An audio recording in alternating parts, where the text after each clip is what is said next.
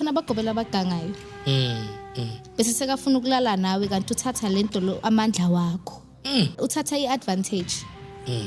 That's what I can tell you. Abantwana bedlozi sisuke nathi sibe angazi sibe impumputha sivuke sekulate. Uthola ukuthi umuntu uziphathele into zakho iphathele yilwane. Ugobela athuni idlozi. It's an emotional story and ibhlungu akusinto ejabulisayo le kakhulu. Bakhona abagobela abashade nabo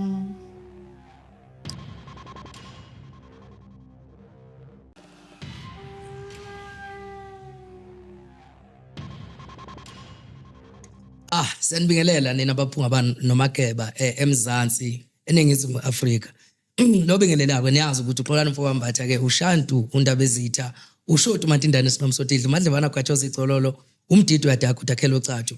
Ngiyacela ababukeli beEcho Point TV sinithanda nonke lapha emakhaya ni subscribe and like and comment niyazi ukuthi sifuna ukuthi episode sithathe sibeke ezingeni elifanele.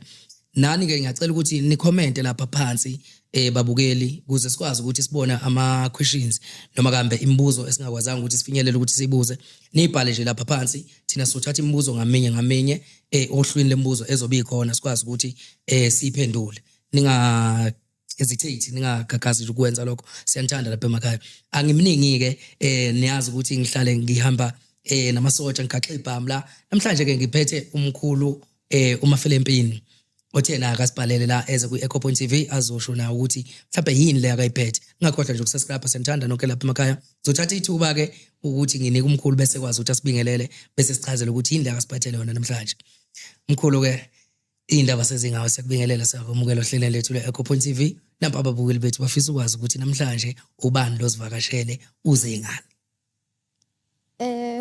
sanibonani ngimkhulu Mafelempini Mtizwa kaMdikeng.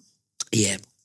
I'm here as a traditional healer to encourage inyanga ezincane ezothwasa balibanyani.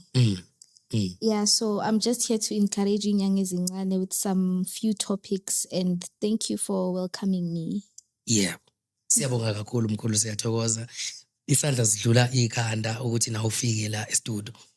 Singapholisa maseko nje sivele singena odabeni mkhulu ikakhulukazi nje before nje siqale sibukele emuva sisehle siqonde ukuthi umkhulu esazoyichaza naye ukuthi uhambe kanjani ukuze afike ukuthi azafike kulesi simo sokuthi encourage ngoba usukhokhovula usuthisha usukwazi noku-encourage ukuthi ufike kanjani ukuze u-encourage umkhulu nje manje ukuphi wenzani uyini njengamanje impilo yakho uyiphila njengamanje umkuphi kwi-position okuyo bese siyemuva ke. Okay, i-journey yami yobunyanga I started ukuthwasa ngina 14 years.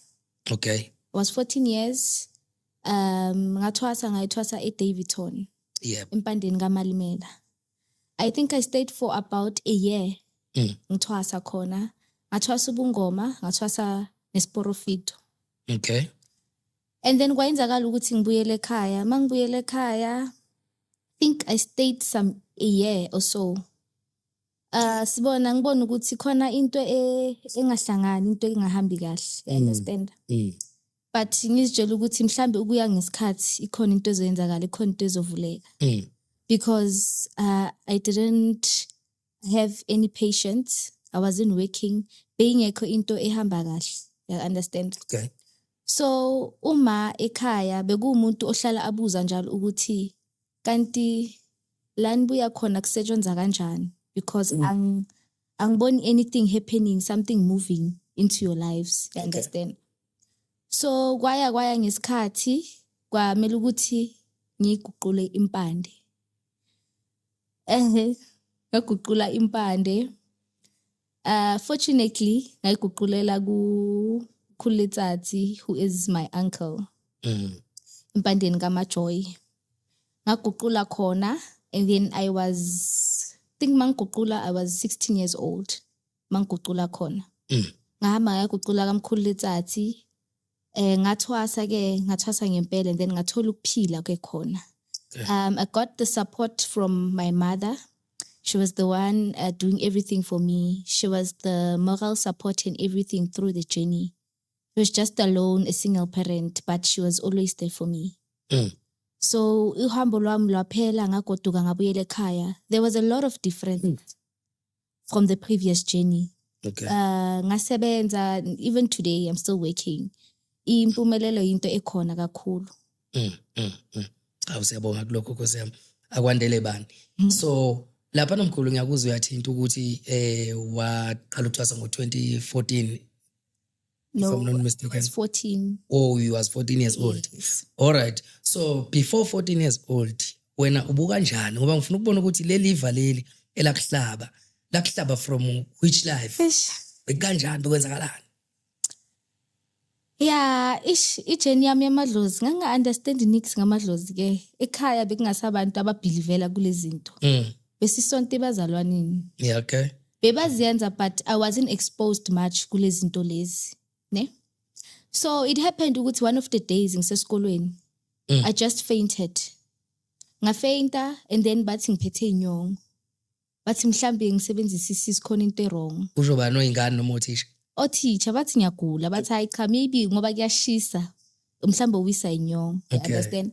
Okay, then I went home. Mangekhaya umama wangisebenzisa isisi. I think I stayed for about 2 days at home. And then I went back to school again. Mangibuyela esikolweni, I think ngahlala maybe a week or so, ngi-right. After that, bese ngumuntu ocollapsayo. And ucollapsa kwami wasn't normal because of bese bangathi ngumuntu oshaya ama-feet. You understand? Bekuphuma negwebu. So esikolweni understand ukuthi sometimes abanye abantu ama-beliefs wethu awafani. Abanye bazo criticize ukuthi mhlambe lezi zinto lezi amadimoni. Ngizofakela abantwana besikolo izinto zamadimoni, understand? And then I had to change school because of that, because I was being criticized. And then I changed school, I went to another school. Mangifika lapho kwaqhubeka futhi ngiloku ngigula ngifeinta. Umama wangisa komunye umuntu waseQwaqwa. Enyinyanga yaseQwaqwa. Okay. Wathi sicela ukuthi asihlolele ukuthi kwenze njani ngesimo sempilo yami. Kwaba umuntu ongihlolelayo. Maka ngihlolela wathola ukuthi ngumntana ohlushwa amadlozi vele. But ngoba ekhaya bekungasabantu aba-exposed to lezi zinto lezi. My mom wasn't really sure about this, you understand? Besifuna ukuba sure ngayo kuqala. Okay, ngiyaxolisa ungena emlonyeni mkhulu. Khona into engifuna ukuyicacisa nengifuna ukuyiqonda la ukuthi ngoba uthi nani ngama-Christian ne? Yes. So kini i-challenge noma mhlambe baba supportive still ukuthi bekulekelele kulento yamadlozi kodwa bengama-Christian abazange bekunika inkinga. Lapho azange baze banginike inkinga because of I think they knew bekungasabantu abathanda ukuthi sazi ngezinto zamadlozi, you understand? Bekuwa abantu abayifihlayo lento le bayenze emfihlakalweni. So into le mayiphakama, they knew ukuthi lo mntana lo unamadlozi, but they didn't explain anything to me. You understand? So kwaba into ukuthi mina ngumuntu o confused, you understand? Yeah. But abantu abadala endlini bayazi. And my late grandfather knew ukuthi nginesiphiwo, but he didn't tell me. You understand? So sahamba saya enyangeni, masifika enyangeni, umkhulu washo wathi, no, ugogo unesiphiwo. And kumele ukuthi ayophethisa izinto zabantu abadala. You understand? Okay. And then they denied ukuthi cha maybe it's a mistake. I don't think ukuthi umntana ongaka angavumeleka ukuthi ayothwasa. You understand? And then we went to another sangoma again, say consult. Ukuthi bafuna ukuba sure ngalento babatshele yona lapha ya. Okay. Ugogolo ya azange ngize ngingena nasemnyango. Wathi kimi uyayazi lo mntana lo into kumele ukuthi ayenze. Anye ngize ngimuphe swasho, nye ngize ngimuphe muthi, nye ngithi unesilwane. Usushwa into yabantu abadala. Okay, fine, umama. Kwaba okay, angifuni ukubiza igama ne. All right. Okay, and then my elder sister, ngusisi wami omdala. Kwaba ukuthi uyo ohambayo kuqala wayothwasa, naye bekahlushwa amadlozi. Okay. Wayothwasa eDavidton lapha empandeni kaMalimela. Makuloku kuhamba isikhathi kwaba abantu ukuthi bayangiqelela ukuthi idlozi lingimele ngize ngicede isikolo. Understand? Bangifaka ubuhlalo obuwhite bayongiphahlela esigangeni bathi bangimele kancane ngicede isikolo. Bangangihlukumezi kakhulu. Kwaba ngathi kuyathula usisi wami asathwasa siloku simsupporta through the journey. Okay. Kwaqhuma futhi ubuhlalo banqampuka and then kwaqhuma futhi ngaba umuntu owayo ushawa ama-feet. Idlozi laqubuka lakhuluma ukuthi kwamele kwenziwe njani. Mhlawumbe bayinqamukela nje. Bayinqamukela bekumhlophe. Banqamuka. And then idlozi lakhuluma and then umama wathi no, ithi ngikwise laphaya ka eDavidton empandeni kaMalimela. Sike siyobona ukuthi mhlambe ikhona into engcono bangayenza. Mangifika only to find out ngaba umuntu ovukela amadlozi lapho ugobela washo wathi no, anyeke nisamthatha kungcono sisale sesimshayela simvalela. Understand? Okay. Because ukuphuma kwakhe it would be risky for her life. Understand? So umama waamukela isimo ekhaya baamukela isimo. And usisi wami, it was very challenging because of bekangakagoduki. So she had to wait for me ukuthi nami ngicede ukuthwasa ukuze sigoduke sobabili siye ekhaya. And by then my mom, she was all alone, but she managed ukuthi lento lesenzele yona sobabili. Afterwards going on ngathwasa ngayengena intwaso everything lento ezenziwe ephehlweni ngathwasiwa kwayenzani sagoduka sabuyela ekhaya. Yeah, so yeah, ama challenges abe ukuthi mase ngiphume ekhaya ngibona ukuthi khona into engekho right. So I decided ukuthi mhlambe mangayifuna impilo outside elsewhere I could find a way ukuthi kahle kahle kwenzakalani ngesimo sempilo yami. Wathola ukuthi ezinye izinto azikho right angiphethelanga kahle, you understand? So umkhulitsatsi wangenelela waba ugobela wami. Yonke into wayenza kahle. So everything became okay after my second journey. All right. Njengoba mkhulu kuveza ukuthi waqala empandeni kaMalimela lapha eDavidton. Okay, wakwenzela wazokuphetha futhi. But wasubona ekugcineni ukuthi izinto azenzakalanga kahle. And nawe izinto zakho ayihambi uyabona ukuthi impilo imile. So ukuze ufike lapha kumkhululethathi lo wesibili manje ukugobela wesibili lo wangithi. Yini yakusakhona umcabango wakho noma wambuka isithombe sakho ukuthi umfanele ukuthi engangisiza lo wafika kanjani kulethathi? Okay, umkhululethathi bekumuntu osihambelayo empandeni besihambelana naye. I knew him from social media. Okay. Kwaba ukuthi ngumuntu omthandayo yabo, like I'm encouraged by lempande ukuthi no, impande ephilisayo, you understand? Ngiyayithanda from far, but I felt ukuthi no, this is the right place to be at. Okay. But ngangimsaba ke ubaba kakhulu. I didn't even approach him. One of the days ngisase ngale empandeni kaMalimela, he came nabantwana bakhe bedlozi bazosupport bazosingatha. Ubaba wethu ngale bekathwasisa, so they came.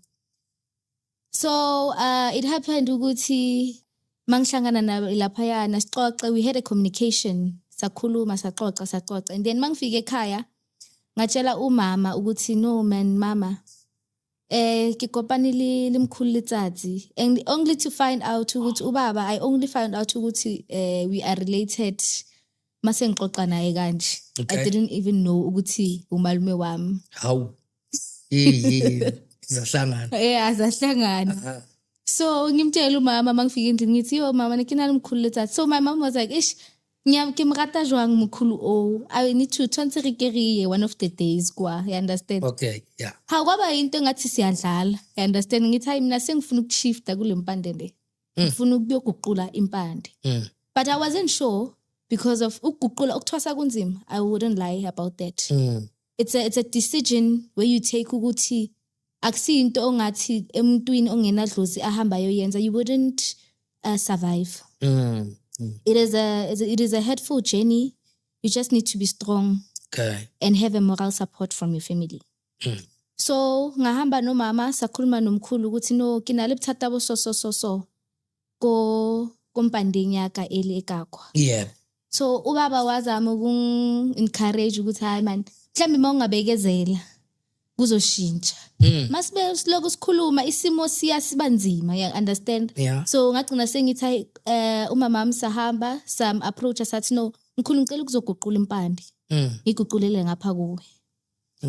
I wouldn't say much, but it was also challenging for ubaba ukuthi angiguqule because of uyazi ukuthi ngibuya kuphi. Okay. And uyazi ukuthi bengumntana kabani, you understand? But he had to because of isimo bese sesingasangivumeli ukuthi ngihlale ngale. And then I took the journey and then everything went well. Yeah. Okay. before ngibuza ukuthi umkhulu uLitsathi wamthola kuyiphi i-platform because ku social media ngicabanga sine TikTok, Instagram, Facebook, WhatsApp yabo so ngiyeza lapho kulombuzo ukuthi wamthola kuyiphi i-platform. Okay, ake ngiqale la. Iziphi lezi zinto lezi mkhulu okhuluma ngazo kakhulu ngoba ngiyakubona ukuthi yakulimaza kakhulu lento akumele ukuthi ngi-ignore ngizoxela kiyo. Iziphi lezi zinto oyisho ukuthi wabona ukuthi makule mpande after uyisebenzi ufisa ukuguqula impande kwakunezinto ezazinzima impilo yayingeyinhle. Iziphi lezo zinto lezo ezazingezinhle kwakwenzakalana empilweni yakho? Going back, okay, I won't be too deep, ne? Yeah. I'm just going to hint about it. Into yayi challenging. Okay, I was the youngest lapaya kubo mama abadala. Okay. You know, I feel like ukuthi everywhere there is always izindaba. You understand? There's always izindaba everywhere, at church, ezangomeni, ekhaya, in the families. You understand? So I was always in the middle of everything, you know. Ukobela wam, my ex Kobela. She was a person ukuthi, she was encouraging ukuthi, insebenzo aksi, it's not for everyone. You understand? Ekubeleni ukuthi yena isigodlo sakhe siloku siya phambili, but thina sisalele emuva. You understand? Yeah, ne. So kahle besimlandelele emuva, ithi ngibeke kanjalo. Besingabantu esimlandelele emuva sihlale sila, but wena awuyiboni into impumelelo phezulu kwesimo sempilo yakho. Most of us besilaphaya, we were going through the same thing. So we were encouraged ukuthi insebenzo akusiya wonke umuntu. Akusiwo wonke umuntu othwasisa. That is true. Ukuthi akusiwo wonke umuntu ozothwasisa. Akusiwo wonke umuntu ozoba neline yamabhanka. But there's something that needs to happen in your life. Maqeda ukuyophethela idlozi lakho. Yeah. You need to see a difference. Yes. So yeah, kwaba njalo, kwaba nengxabano phakathi ukuthi ngathi sengifuna ukwela ngale kule mpande kababa. Yeah. So kwaba nezinto zokuthi kuyakhulunywa nani yabona? Sengasazwani ngamagama, satshintshisana ngamagama. So kwaba buhlungu maseyiphela, you understand, nakhona noma uhlangana naye somewhere, it is very difficult for you ukuthi approach uxoxe naye. You understand? So yeah. Shuthi kahle akumphathanga kahle ukugobela lo ngapho uqala ukuphuma kwakho noma ukushintsha impande. But ngokwakho ke mkhulu compared to umkhulu Litsathi no lokubela lokuqala ngoba ngiyabona ukuthi lo umkhulu Litsathi ngapha cha uyamvuma futhi uyamncoma ukuthi hayi uyayishaya lento yakhe. So manje wena yini wayifunda ngogobela ukuthi okay right khona umvumayo khona omdawutayo. So yini oyifundile wena ngogobela nje bebonke ke beside laba bawu2? Into engayifunda ngabogobela abogobela I think abacabanga ukufana, ne? Okay. Abogobela abafani. The way ngibona ngakhona, ukhona ugobela okuwumuntu ofisela umntana wakhe wedlozi izinto ezinhle empilweni. Ukhona ugobela okuphethela ngenhliziyo evalekile. You understand? Ukhona ugobela obona isiphiwo sakho wena ungasiboni. Kube umuntu ukuthi ukhambela phambili. You understand? Ukhona ugobela ozokwenzela ngeqiniso.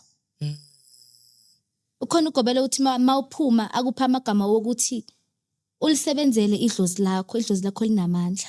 Yeah. Ukhona ozothula angekaza akutshele lutho ukuthi idlozi lakho lingakanani. She always told me ukuthi idlozi lami lihle, nginesiphiwo esihle kakhulu.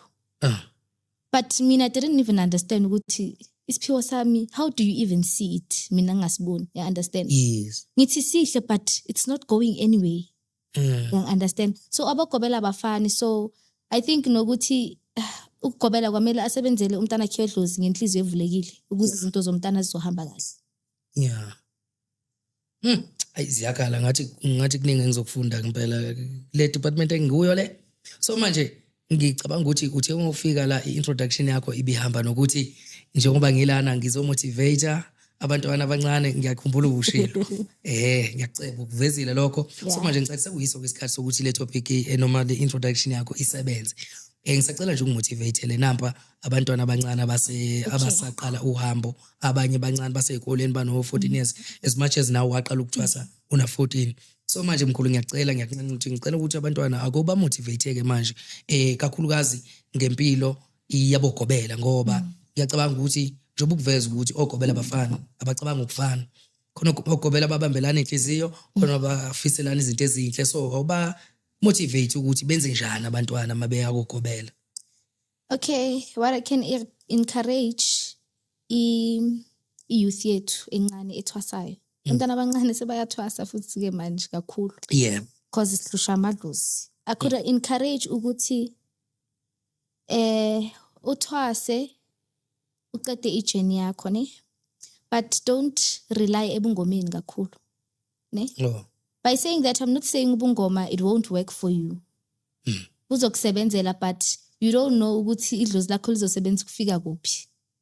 So nesikolo naso I feel ukuthi it is very important as much as kunzima for thina abantwana bedlozi ukuthi sifocus, you understand?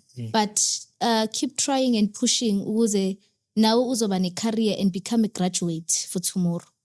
Uthi ubo umngoma ofundile, you understand?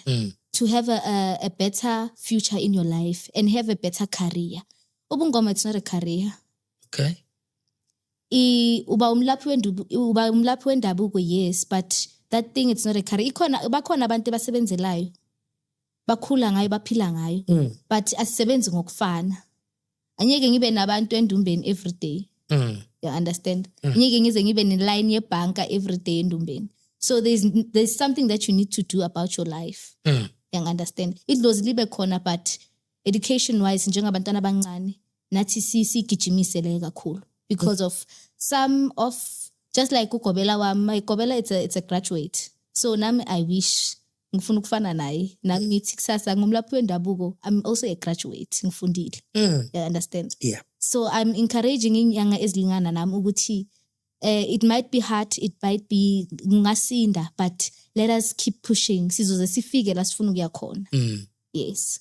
So manje mkhulu ngoba ngiyakuzwa impela uyayithinta le ukufunda and if I'm not mistaken ngiyacabanga ukuthi mangithi ngihlehlisa umqondo ngiyacabanga ngathi umuntu oqala engisebenza ngaye namhlanje owugobela ayogobela oyisangoma noma yithwaza umlaphi wendabuko kodwa ngapha uyasebenza. I think ungoqala mhlambe noma kukhona engibakhumbulayo kodwa mhlambe bazofika voice cut kodwa ngiyacabanga ukuthi ngathi ungoqala. Abaningi bathi mabefika la besho bethi yangikhipha emsebenzini lento ngina 5 years ngingasebenzi or 10 years yayingihlupha ngixabana ne supervisor benginyanya abantu emsebenzini nginesidina yabona yonke into yamaphutha enzeka emsebenzini kuvele kuqhame yena noma kutshontshwe izinto emsebenzini kuvele kukhonjwe yena so yamkhipha lento emsebenzini. But una gogo ufika namhlanje ufika ngeengel ika left uthi wena cha abantu abasebenza abantu abafundi iloko wena ufika nakho kumehluko kwalokho abanye abakushoyo. So manje umbuzo wami ufuna ukuya la ukuthi ulekeleleka kanjani ke umntwana noma umthiphise noma mhlambe indlela ukuthi aqhubeke phela afunde ngoba lento ngithi mayifikile ifikile ayincengi kodwa manje uthi wena balwe bephophela ukuya phambili. So benze njani belekeleleka kanjani noma bephahle noma benze njani? At some point abanye I wouldn't blame them. Khona amadlozi ukuthi idlozi mali kuphatha livele livale kwasani esikolweni kupha ama opportunities livale lifuna ukuthi uhlale phansi just like me. An example, my first initiation school ngiye ngaye esikolweni but kwaba ukuthi ama report wami ayalahleka makumele ukuthi bangenzele transfer. uGobela wavuka ngephupho lokuthi amakhehla bathi kwamele uphethe umsebenzi wabo hayi lento yakho ukuthi uye esikolweni ubuye la. So I was very emotional. I understand ukuthi ngizohlala unyaka wonke ngaye esikolweni. I understand. So that one I wouldn't judge them because of it's something that I went through. Yeah. I understand. Ngahlala phansi futhi ngabeka umoya wami phansi ngathi kusho ukuthi into abayifunayo because of my mom uke wafuna ukubheka ama report ukuthi bangitholele transfer esikolweni bese bavumile ukuthi bayangidedela ukuthi bangifunele transfer kwesinye isikolo.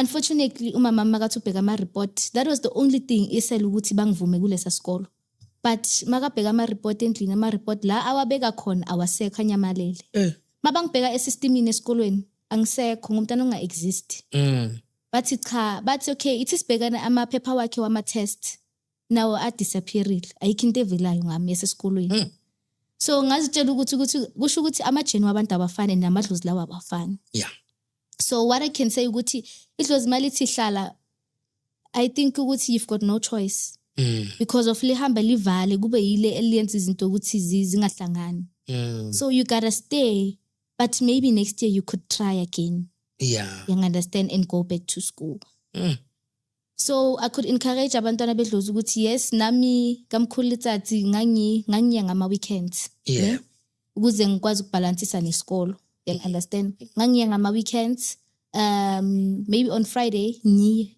and then Sunday ngibuyele ekhaya that's how bengikwazi ukubalansisa but it's awubalansi kahle ne mara uyakuyakhopeka but you don't cope very well because of ngapha ufunda izinto zobungoma ngapha izinto zesikole you understand ukuthi ikhanda lakho ali ngathi asasebenzi kahle but kuyaphusheka kona noma kunzima but I would wish us to do a better thing so mkhulu ngeke ngize ngibe nayo imibuzo eminingi kodwa ngilandela ingxoxo yakho imibuzo mina ngiyithola kuma comment so lana ke mkhulu njengoba manje ke sesifuna ukwazi wena impilo yakho ukuthi njengoba ukumkhulu lethathi manje kwenzakalani usuyisangoma vede usunesigodlo sakho suya lapha vele alibe uyagqilaza vele manje kwenzakalani njengamanje since ngikumkhulu lethathi ngiyalapha kakhulu for the river cleansings umuntu onezilwane like ngathi insebenzo yesibhamu like I've learned many things you understand nasendumbeni lezo zinto ziyafika lezo zimo leso so but ke ngiyakwazi ukusiza abantu based on those things because of into ubabami wangifundisa zona ngisathwasa you understand abo river cleansing impi zasekhoti umuntu osejele umuntu ofuna inkabi nabantwana kakhulu into engihamba ngizigijimisa lezo kakhulu all right so manje la kumkhulu lethathi kanti usuqedile vele usuphothulele ukuphothula yini sorry ngisho ukuthi mkhulu kumkhulu lethathi usufinishile usuqedile izigwebo sakho awuselona ithwasa sengiqedile I'm done uphume nini umobunyaka mawuphuma last year April ngangigoduka so yes I'm done kumkhulu lethathi but nginesigodlo sami but I'm still under him njengogobela wami oselobudlelwane futhi obuhle naye yes so mkhulu yazi kunomuntu la oke wabuza kuma comment angithi uzwile mangenza introduction ngiyacabanga ukuthi uzwile mangithi ngisacela ukuthi ababukeli ngeke ngibabize ngama followers ababukeli be-Echo Point TV bengibacelela ukuthi ngicela ukuthi bewabhala ama questions lapha phansi kuma comment sikwazi ukuthi siwathathe ngesingisi kuthiwa no code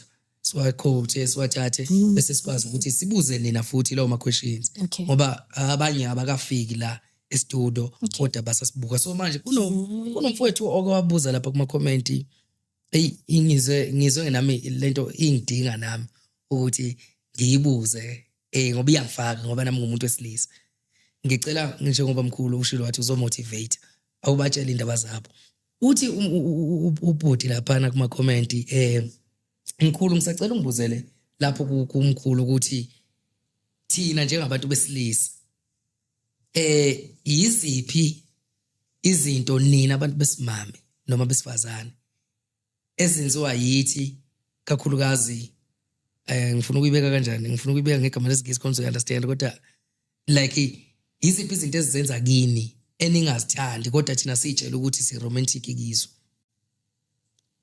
angazi noma uyangizwa that one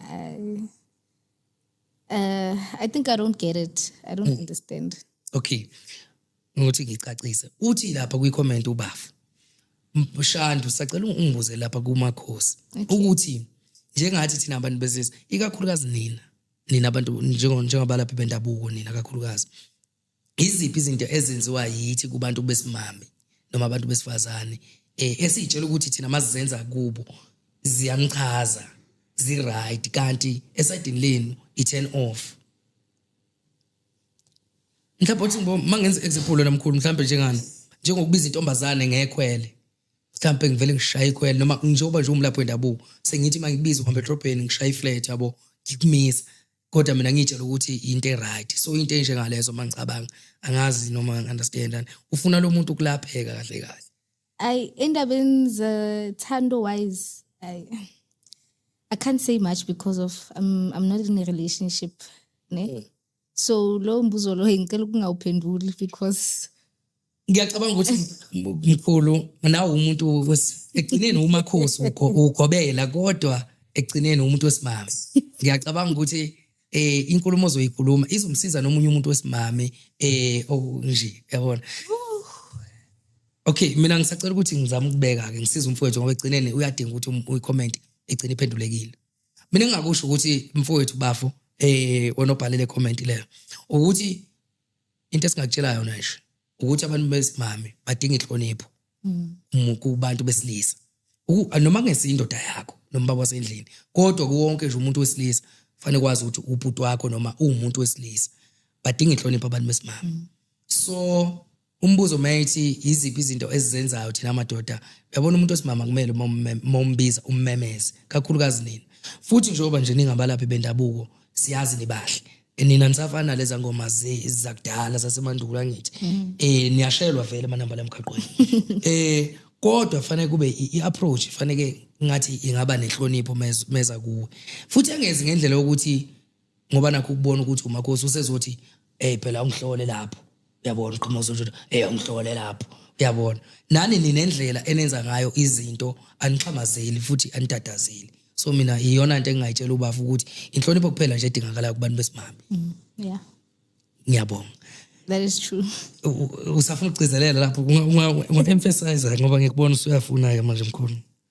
No, yeah, most of the people uthola ukuthi abalaphi bendabuko manje ke ladies they're so attractive kakhulu. Abasafani nenyanga zakudala. Abantu abagezayo abahle kakhulu. So most of the time uthola ukuthi uhamba estradeni vele umuntu nje wemakhosi ngihlole. Like that's not how you approach a person, you understand? Usongibhekisa ngabantu estradeni ukuthi hawu sengihamba ngihlola abantu estradeni, you understand? So layer respect, it is true, you need to respect umuntu wesifazane futhi umuntu onedlozi kakhulu kwamele ukuthi uziyehlise uzithobe, understand? Yeah, that's what I wanted to emphasize too. Okay, siyabonga kakhulu mkhulu impendulo yakho nemotivation yakho. Ngiqhubeke nje nibhale sizola swathatha amalokhunjana ama-questions enu kuma-comment. Mkhulu kunembuzo yakho engiphathele yona cishe ngazi noma u4 noma u3 noma u2 kodwa ngicabanga ukuthi u4. Yeah, u4 ne. Okay, mkhulu la uma uzoqala ukuthi kungani la kakhulukazi amathwasa ngazi noma ngamathwasa yeah kungani amathwasa engabuyeli kokobela babo emuva. Okay. In most cases amathwasa angabuyeli egodlo uthola ukuthi uqeda ukuthwasa ne. Obviously kwamele uloku uye esigodlweni sakagobela makunemicimbi intwaso ceremony wise understand you support ugobela.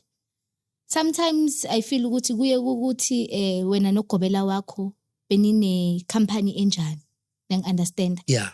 Ekuphumeni kwakho uye waphuma umuntu ophume kahle or beningabantu nje eningazwani, you understand? And in most cases ukuthi amathwasana angabuyi kubo gobela I've realized mhlambe kusuke kune communication key ebangazwani ngayo kahle, you understand? So that is why sometimes abantwana bedlozi bangasabuyeli kubo gobela babo bathatha ezinye indlela, you understand? Okay. And abanye abogobela, not all abogobela ne. Ngifuna ungize kahle, not every gobela oyenzayo lento le. Okay. Abanye abogobela abakhohlakele, I'm very sorry to say that. Abanye abogobela abakhohlakele kakhulu. The reason why abantwana bedlozi bangasabuyeli egodlweni zabo it's because of if when you come with a point or uba nenkinga and then ugobela wakho kungabi umuntu okupha isupport through whatever that journey that you going or through inkinga lezo ohamba kuzo, you understand? And the other thing, abogobela bane favoritism kakhulu. Ukuthi lo ngizomjampela, lo angeke ngize ngimjampele. You understand? So yiyo enye into ehamba bese seyibulala abantwana bamadlozi ukuthi bangasabuyele egodleni sabogobela because of mina ugobela wami akanginaki mangiya ne situation nje uzonaka usibanibani. So any favoritism iyebulala impande kakhulu. I don't wanna lie about that. So yeah. Ogobela abayeke ukuba nama favoritism bakithi. Ngoba wonke umuntu ola uze ngesizathu futhi abantu bebela fanele bethathe ngendlela efanayo. Okay. Number 2 umbuzo wakho omkhulu uthi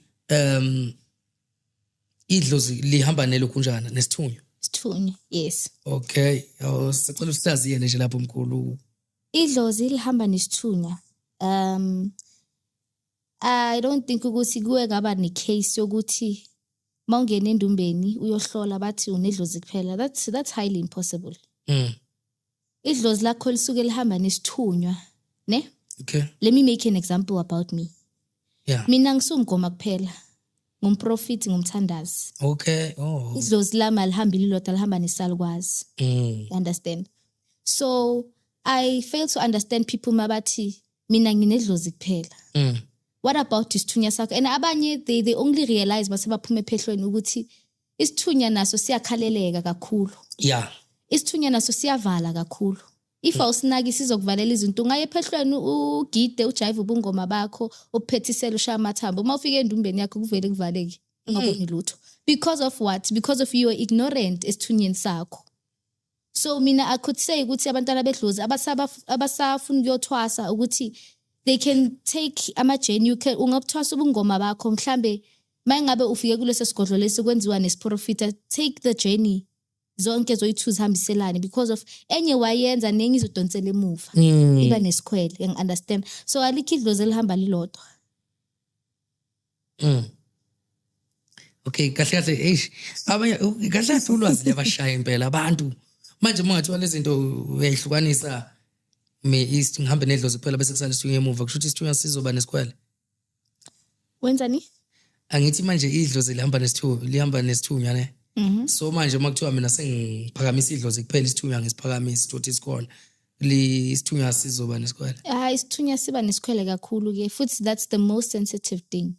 Isithunywa siyahamba sibaleke ke siyavala ke kakhulu.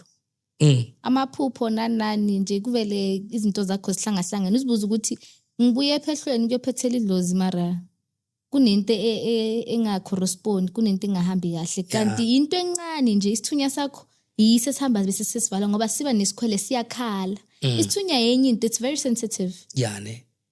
Mina from knowing la ngibuya khona isithunya it's very sensitive. Isithunya into kumele ukuthi uyihloniphe uyizilele. Mawuzofaka isiphika sakho neduku lakho hayi ukuthi uzifaka ngoba uyathanda. Lento leyo wakhuliswa nayo nanoma ukhulisa isithunyeni sakho kuphuma igama.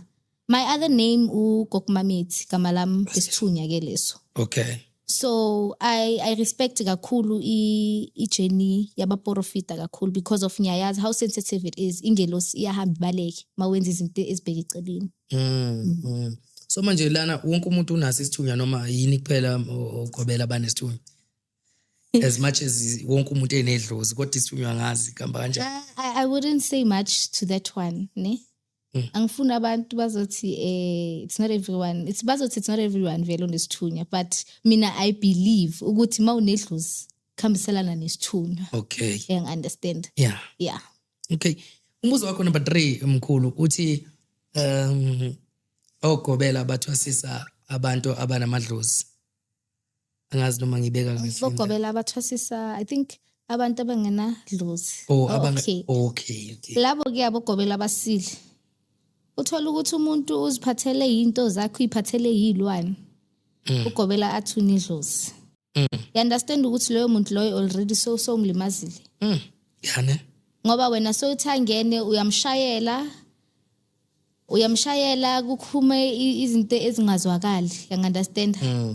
Umshayela umntwana umngenise umfaka imishudo umgqobisa idumane kanti isizathu it was in that purpose ukuthi eze kuwe. Kanti umuntu uyiphathele yilwane uyagula udinga nje ukulapha mhlawumbe udinga ukuyogezwa emanzini athole i-treatment yakhe understand.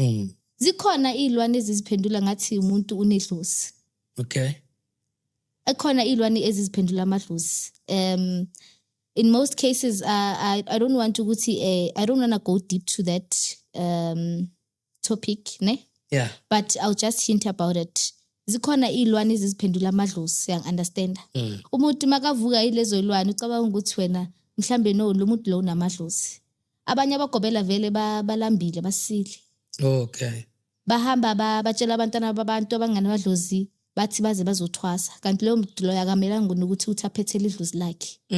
The only thing ukuthi nje kwamela ukuthi mhlambe acknowledge amadlozi wakhe, understand. Yes. Iziyakhala la. Manje lo muntu lona mase konke ka understand ke la. Lo muntu lona mkhulu unesilwane ne uyahamba yena uyagobela uthi uyothwasa afike nogobela afike amqola imali mthwasise.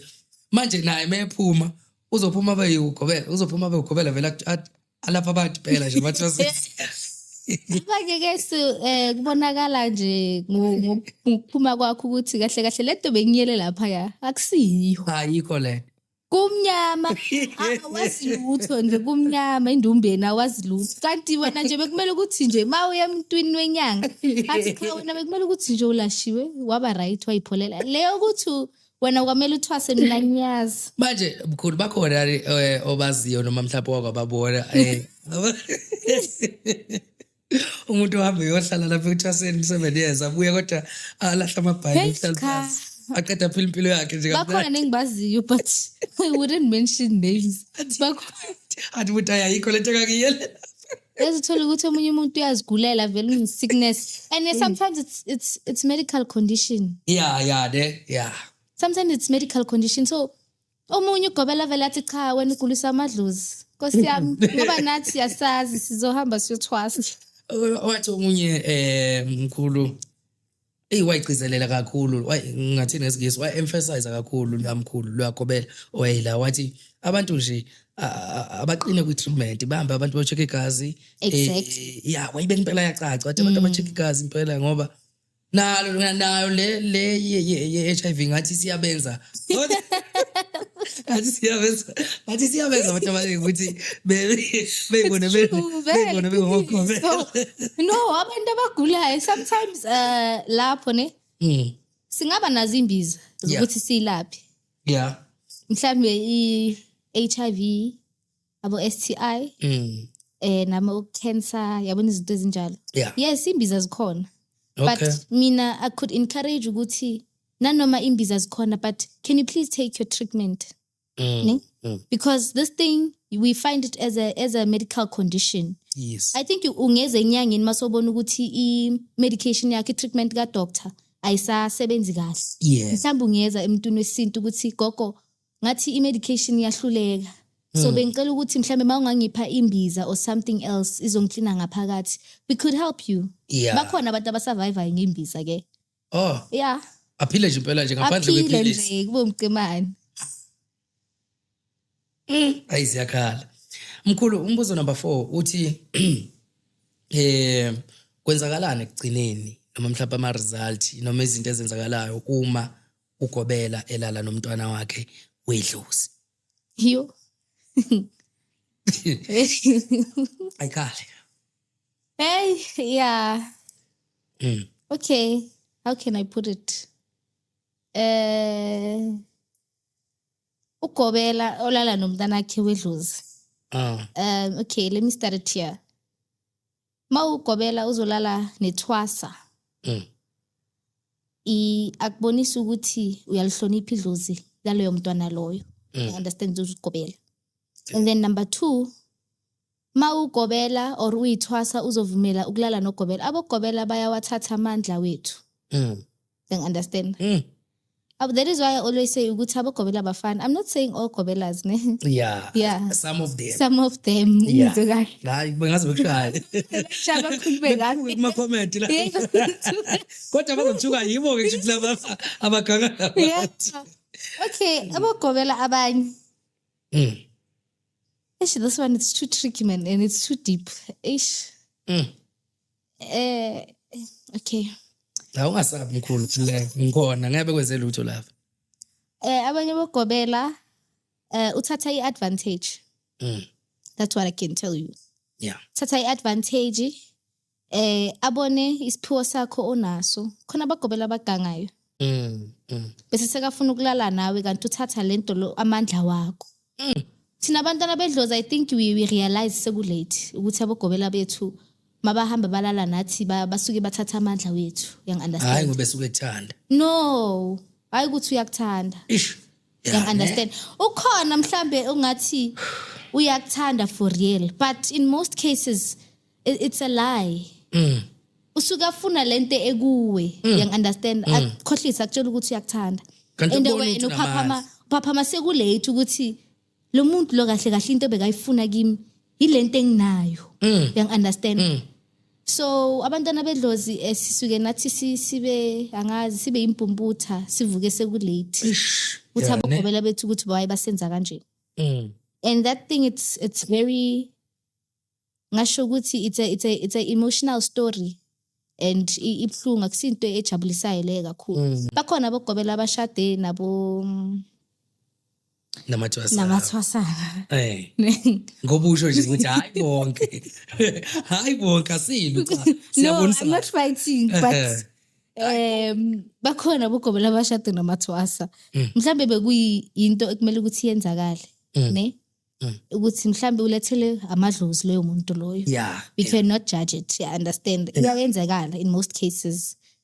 But I feel ukuthi sometimes abanye abogobela bathathe advantage ngabantwana bedlozi. Uthi ma umntana omuhle bazibonela nje ukuthi echalo itikiti. Umuntu engingadlala ngaye lo. Akukhohlisa ukuthi uyakuthanda nani. Yeah. Wa yazi le topic ibuyela kulo omunye khona la kuma video ethu.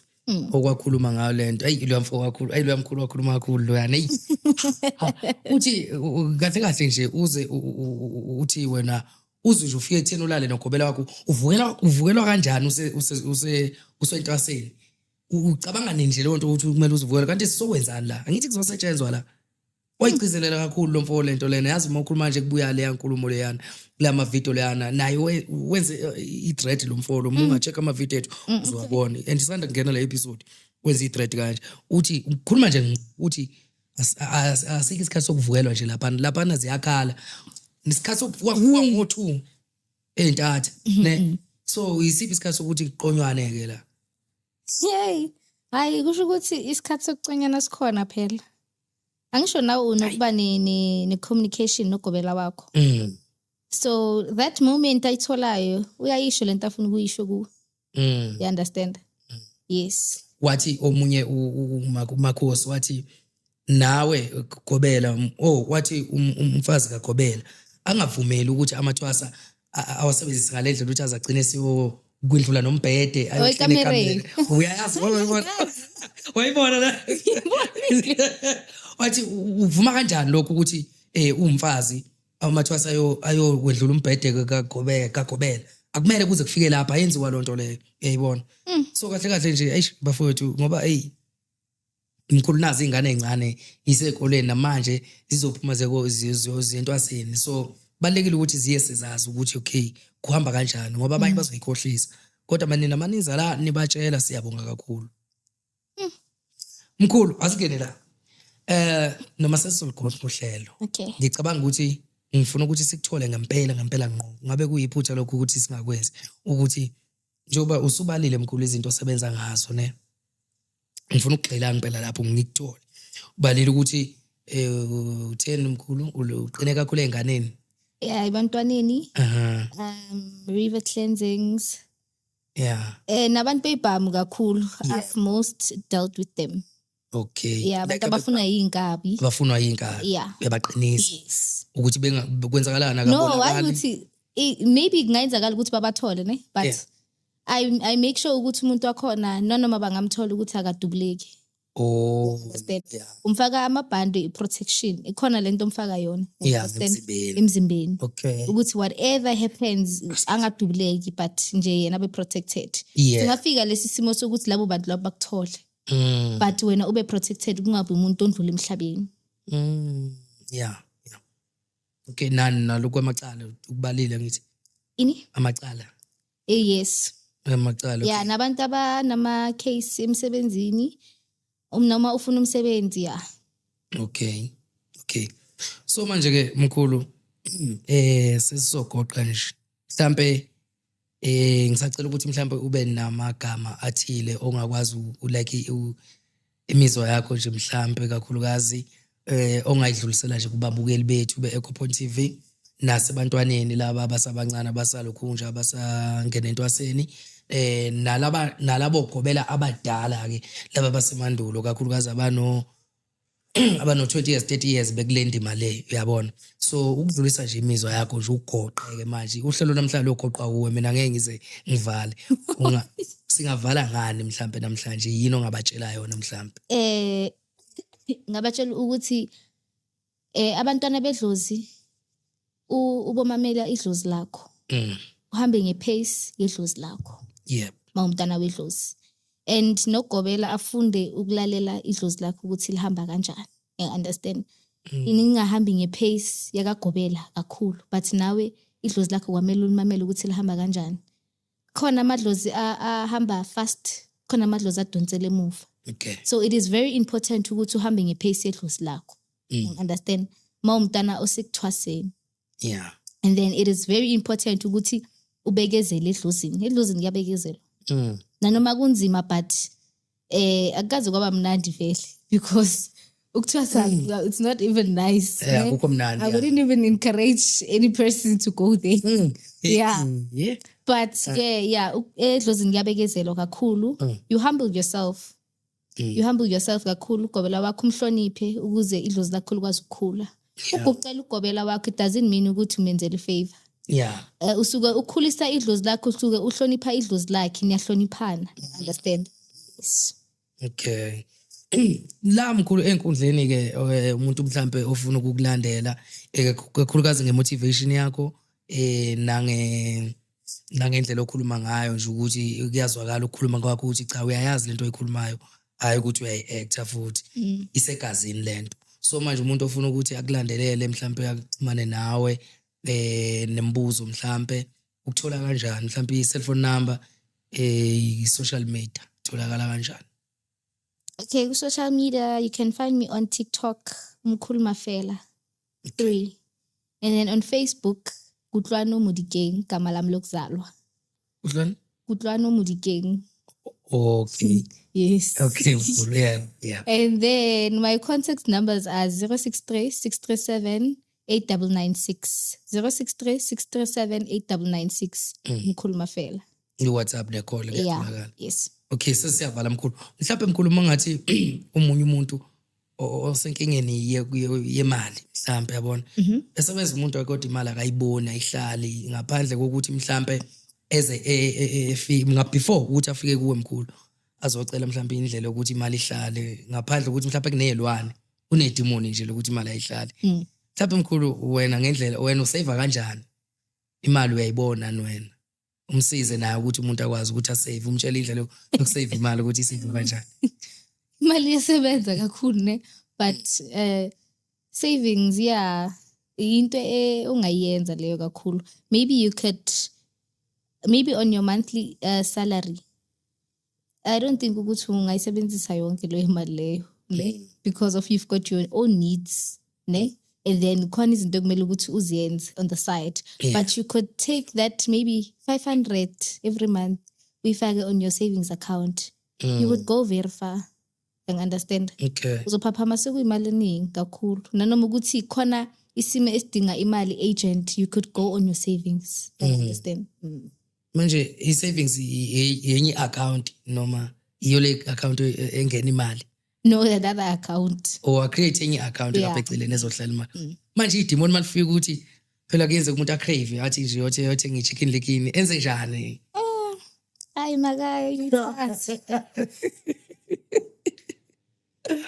Babukeli beEcoPoint TV siyacela lapha si-EcoPoint TV ukuthi nibhale lapho phansi ama comment nibhale ama questions phansi nibhale imibuzo phansi njengokuthini ngenza isibonelo mhlambe mina mkhulu angithi njengoba ngihleli nogogo kanje uyabhala nje lapha phansi kuma comment ukuthi mina mkhulu nginenkinga ekanje kanje mhlawumbe nginenkinga yokuthi ngihlala esibongweni sasekhaya komama angikhishiwe ukuya ekhaya esibongweni sakababa kodwa manje abasekho abantu basesibongweni sikababa ngenze njani ukuze ngikwazi ukuthi ngilungise lesimo umkhulu bese sikwazi thina ukuthi njenge Ecopoint TV sithathe lo mbuzo loyo bese siubuza ogobela mabefika la e-studio ngoba thina sazi ukuthi ningababukeli bethu yini iziphi inkinga eninazo nama challenge kodwa siyathanda ukuthi masinilethela abantu la sesiyazi imibuzo yenu ukuthi ilele kuphi siyathanda ke nonke lapha emakhaya namhlanje besihleli ke nomkhulu uMafele Mpini walibeka udaba lakhe nendlela yakhe akayihamba kusho ukuthi ke okuningi ke nizobuza lapha phansi kuma comment ke ningakhohlwa nje ukusubscribe ni like ni comment nenze yonke into ngendlela ejwayelekile nikhuphule ichannel mina ke sengiyaphuma ke sengiyahamba ke mina ngoxwane ngifombatha ke ushanda indaba zethu sontshukazi umthiya ushota uMatinda esiqinisothe madle bana kwatshoza icololo umthetho yathi akudakhela uchacho siyanthanda nonke lapha ababukele emakhaya nisale kahle.